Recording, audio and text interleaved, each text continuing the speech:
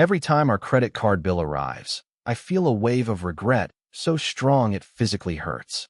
Our dream wedding cost $45,000, and we're still paying for it a year later with interest growing daily. My husband wanted a small courthouse wedding, but I insisted on the big fairy tale.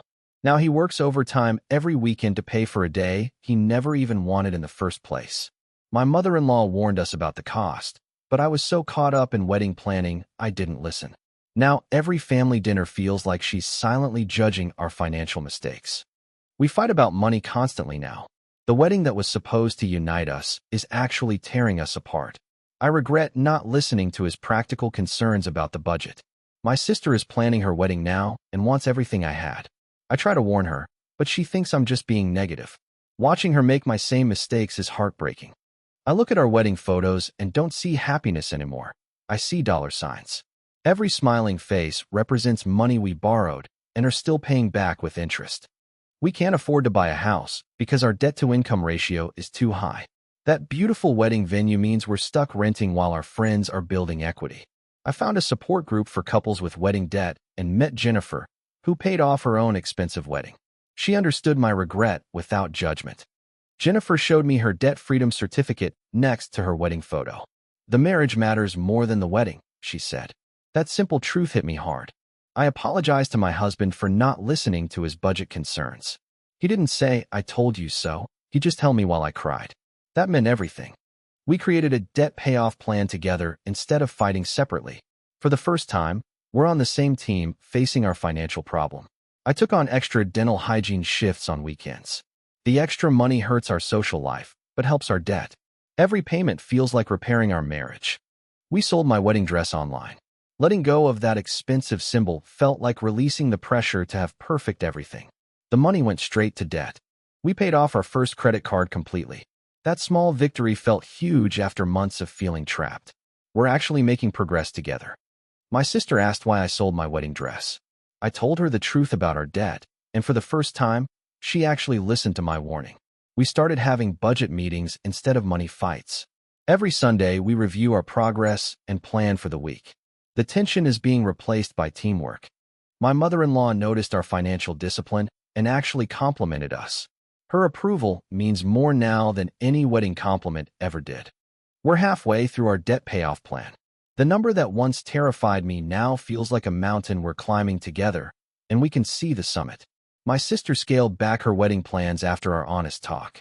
Knowing I helped her avoid our mistakes gives our struggles some purpose and meaning. We can finally afford occasional date nights again. Simple coffee dates instead of fancy dinners. But they mean more because we're not stressed about money. I look at our wedding photos differently now. I can finally see the love behind the expensive decorations.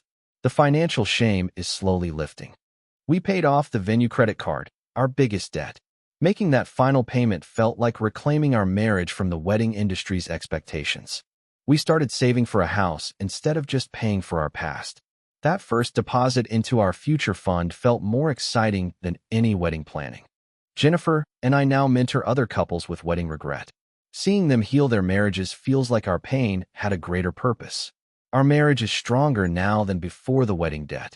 We learned to communicate, compromise, and face challenges together instead of against each other. We made our final wedding debt payment 2.5 years after our wedding day. The freedom felt better than any wedding day moment. This was real and lasting.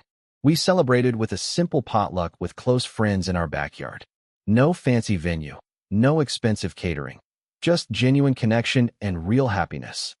My sister had her beautiful, affordable wedding and has no debt. Seeing her start marriage without our financial burden makes me incredibly happy for her. We're starting to plan for children now that we're debt-free. The timing feels right because we built our relationship foundation before adding more responsibility. I can finally look at wedding content on social media without feeling envy or regret. I feel compassion for the couples and hope they prioritize their marriage over their wedding. Our wedding album sits on our coffee table now without causing me anxiety. I can finally enjoy the memories without the financial shame attached to them. We're actively saving for our first home now.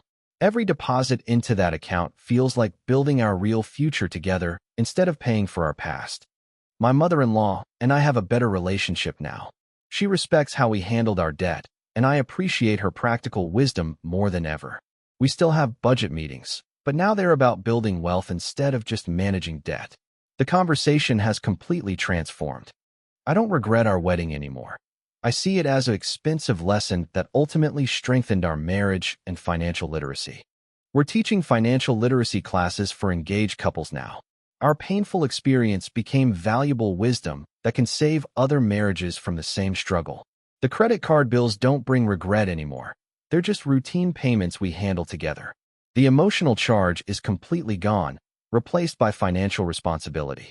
Now when I see our wedding photos, I see the beginning of our journey. Not just one expensive day, but the start of a marriage that survived its biggest test and emerged stronger.